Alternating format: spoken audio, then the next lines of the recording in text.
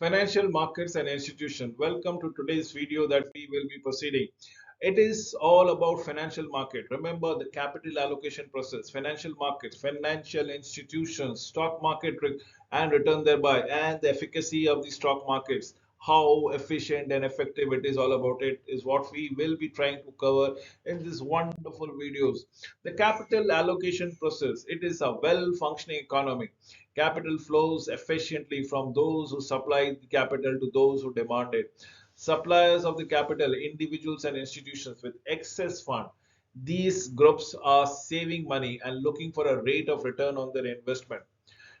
Demanders are or the users of the capital, individuals and institutions who need to raise funds to finance their investment opportunities. These groups are willing to pay a rate of return on the capital that they borrow around here. It is what we are trying to achieve every now and then. So, how is capital transferred between savers and borrowers? Probably through the bank. Yes, it can be a direct transfer. It can be through an investment banking houses or the financial intermediaries. Financial intermediaries usually are banks, usually are the investment banking houses, usually any other broker that you want to go around it. So yes, there can be a direct transfer, investment in banking houses and financial intermediaries. What is a market? Till now, we know wherever there's a buyer and a seller, if they are having a common ground, that ground is known as market. A market is a venue where goods and services are exchanged. A financial market is a place where individual and organization wanting to borrow funds are brought together with those who have a surplus of fund, probably, and then they are willing to invest in the business. So types of financial market. We have the physical assets versus the financial asset. We are talking about the money versus the capital. We are talking about the primary versus the secondary. We are talking about the spot versus the futures. We're talking about public versus private. So see the wonderful dynamics of market and types of market: physical assets, financial assets, money, capital, primary, secondary, spot, future, public, private. The importance of financial market. Well functioning financial markets facilitate the role of capital from investors to the users of capital. Market providers saves with the return on their money saved, invested, and which provides them money in the future. Market provider uses users of capital with necessary fund to finance their investment projects. Well functioning market promotes economic growth. Economies with well developed market perform much better than economies with a poorly functioning market per se. So what are derivatives and how can they be used to reduce or increase risk? A derivative security value is derived from the price of another security. Example: options and future can be used to hedge or perhaps even reduce a risk. For example, an importer whose profit falls when the dollar loses the value could purchase currencies future that do well when the dollars actually is weakened. Also, speculators can use derivatives to bet on the direction of the future stock prices, interest rate, exchange rates, commodity prices. In many cases, this transaction produces a high return if you guess it right altogether.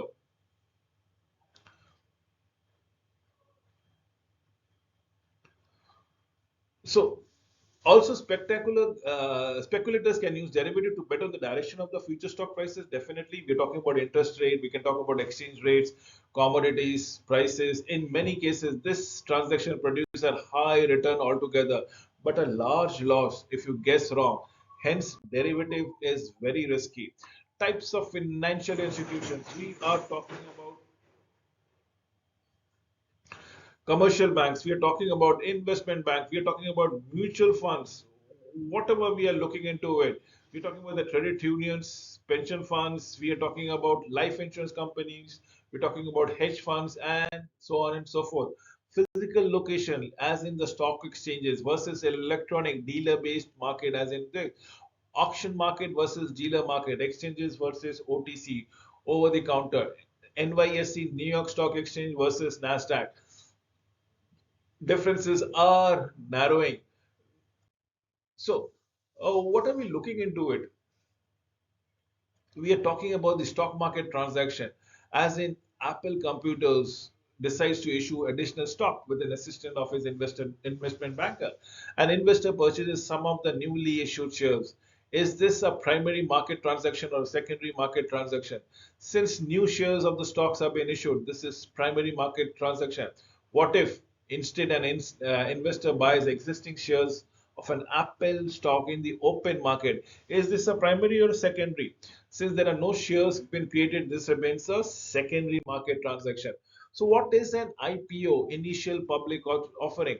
An initial public offering is where a company issues stocks to the public market for the first time. Going public enables a company owners to raise capital from a wide variety of outside investors. Once issued, the stock trades in the secondary market. Public companies are subject to additional regulation, additional reporting requirement per se. So historically, the market, stock market performance, I'm talking giving you a S&P 500 and not Dow Jones, remember. So if you look into it, this is the return that goes around. First 1 year, it is 1968 was 10%. The next year, it was next 2 years, it was quite low. Then followed it by little incremental things. And if you see, there is a swing of going in and giving out outstanding rewards. There are chances, and of late, if you have seen the stock market, the chances of going giving negative return is quite diminishing, barring 2006, 7, 8, where there was a asset crisis altogether due to the Lehman Brothers. Anyway, that's a different story. Where can you find a stock quote? It can be found anywhere and everywhere in the Wall Street journals. It can be found in Yahoo Finance, CNN Money, MSN Money. You look into it, they are trading out here. This is a screenshot that I've just put it for your convenience. And what is an EMH, as an efficient market hypothesis? Securities are normally in equilibrium and are always fairly priced. Investor usually cannot beat the market except through a good luck or a better information, either of one of them. Levels of the market efficiencies, as in weak form efficiency, semi-strong form efficiency, strong form efficiency, as the case might be. This is what we are looking for it. Weak form efficiency can profit by looking at the past trend. Definitely, yes. A recent decline is no reason to think stock will go up or down in future. Evidence support weak from as in EMH, but technical analysis is still to be used out there. All publicly available information is reflected in the stock prices. So it doesn't pay to overanalyze annual report looking at the undervalue of the stock. Largely true, but superior analysts can still profit by finding and using new information thereby. And what we are looking into out here. So this is what is a semi-strong form of efficiency. Everything is available in the information and it is reflected in the stock price. So it doesn't pay to overanalyze the annual reports looking for an undervalued stock. Largely true, but superior analysts can still make a profit by finding and using new information.